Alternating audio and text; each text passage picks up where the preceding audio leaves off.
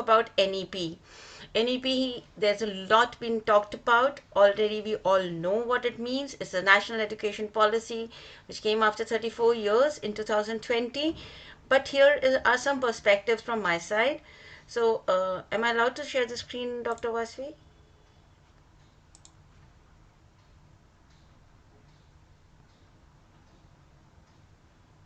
Yes, you may go ahead.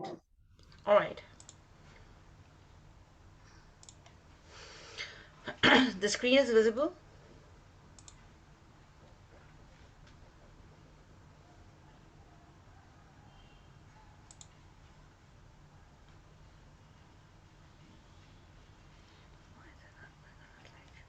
Not yet visible. You've started to share it. So, Yeah, maybe. Just give me a moment. There was some kind of a yeah, it's visible lag. now. You can make it full screen. Yeah, doing that.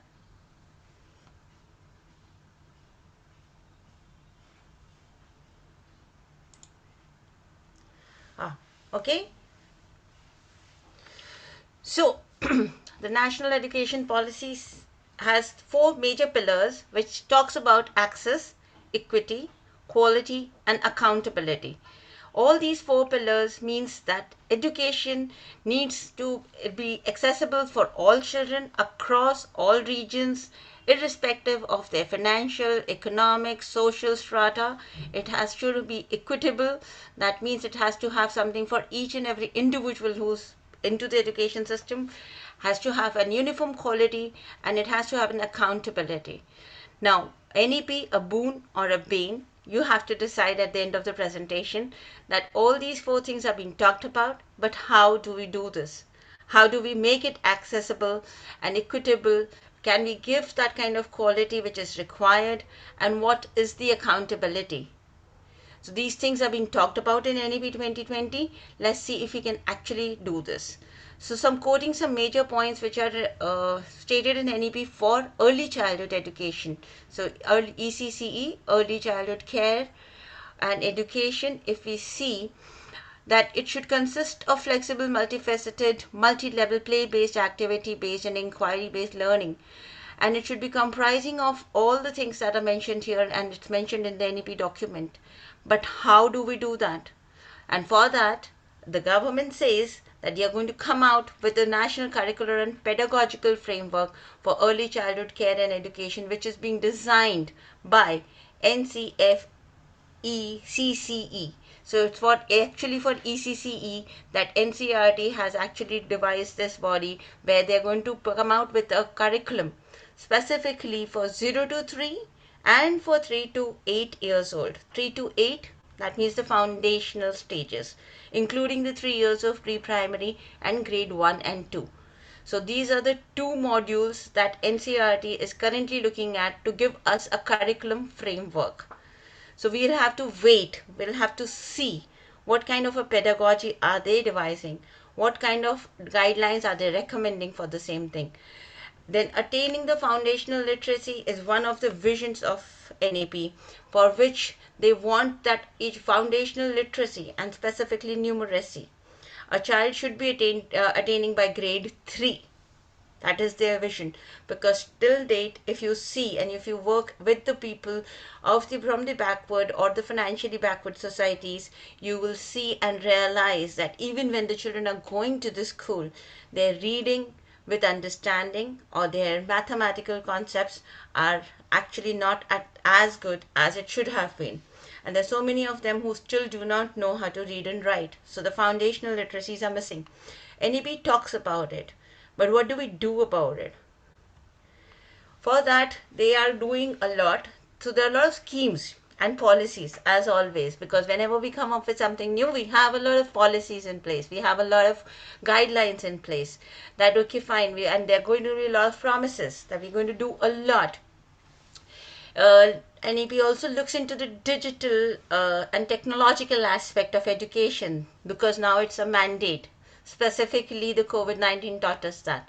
So they're looking at making a repository called Diksha where they're going to be sharing all their digital knowledge and resources with people who do not have access to actual concrete resources, but they will definitely have good educational digital resources reaching out to millions of children.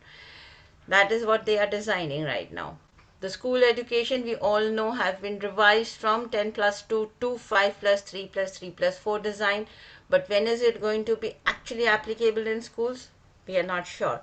It says 2030, but we are already in the middle of 2022. Let's see how fast can we gain that. Curriculum content is reduced in each subject.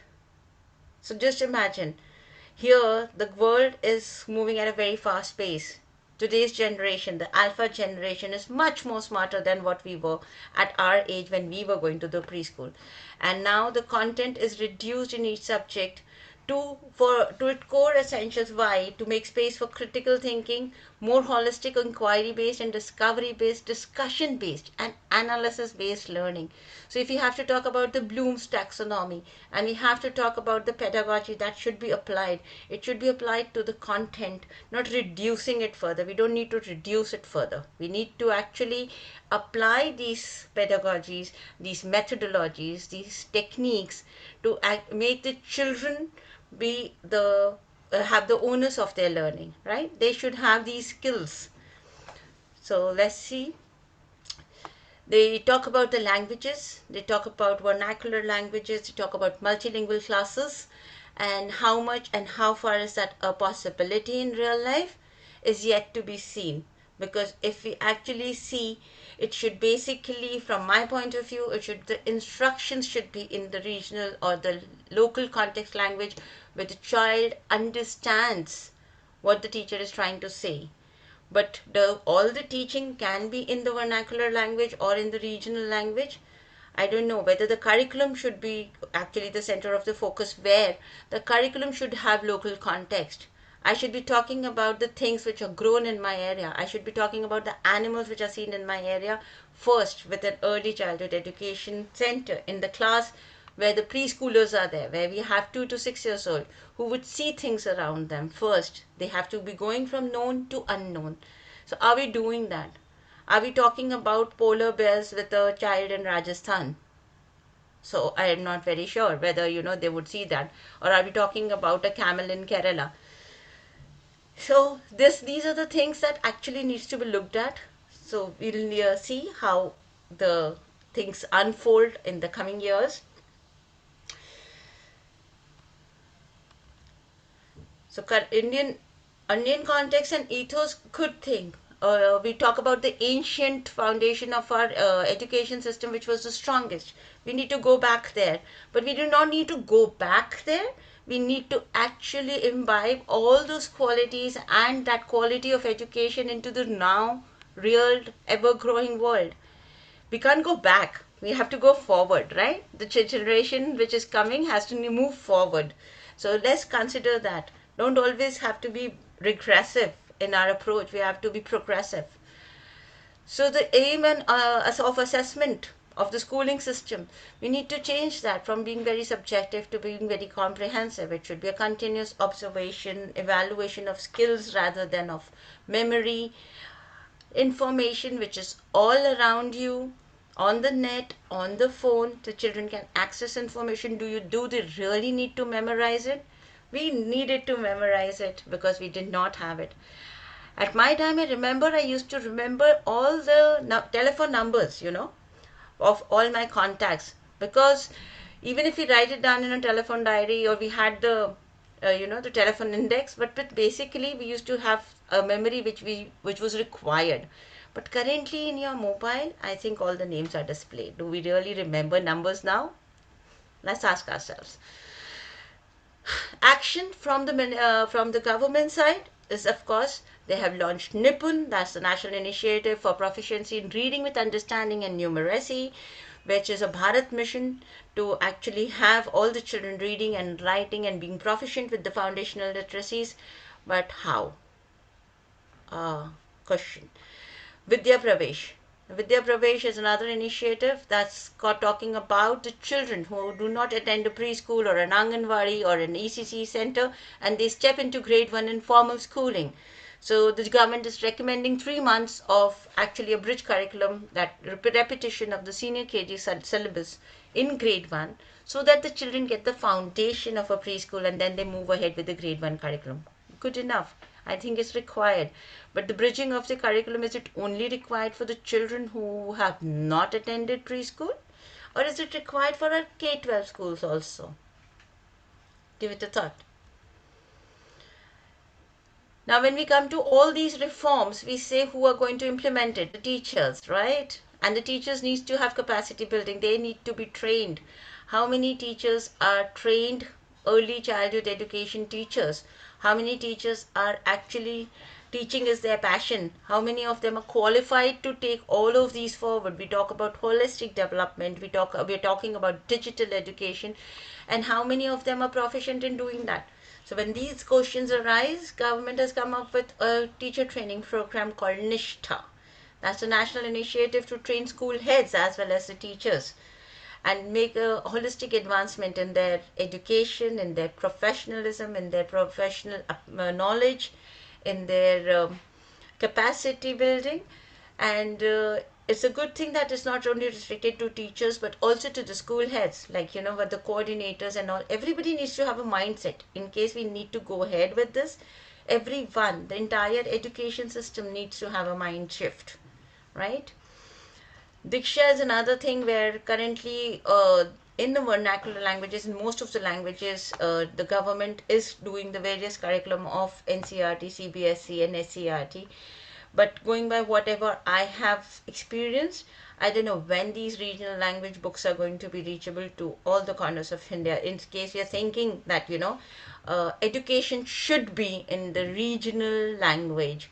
So not only the mode of instruction, I'm not only talking about that. In case education has to be in the regional language, then they would need textbooks in their regional languages, which are upgraded, updated every time. These are the challenges that I see. So the roadblocks which I can say is that they have minimized the curriculum, and that's a regressive content. The specification specifically for ECCE is like counting up to 10, not writing. Of course, writing, even I do not promote it till the age of 4, because of the basically for the development of the children, like their fine motor skills are not developed at that time. We cannot enforce writing for them, but how much are they writing and how much are they learning in school? So it's a regressive content that the NEP is promoting. There's an unrealistic vision of the entire education change by the system to be changed by 2030 without any major reforms in the infrastructure or in the capacity building of teachers across. So I'm not only talking about that, maybe there are certain steps like Dehradun has already started, Uttarakhand has already started implementing NEP, and they have changed their Anganwadis into Balvatikas. There are schemes from the Modi government to come up with Shri schools where NEP would be the base. But these visions are only, is it only for a section of society, or is it going to encompass the entire education system of India? So when we say one nation, one GST, we say one nation, one education. So are we looking at everyone in totality, or are we only doing this to uplift certain sections of the society is very unclear as of now.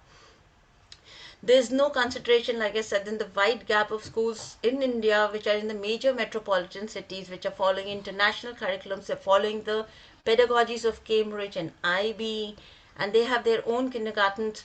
And there are the children who are in the 2 3 tier cities, there are the children who are in villages, there are the children who are in the tribal areas.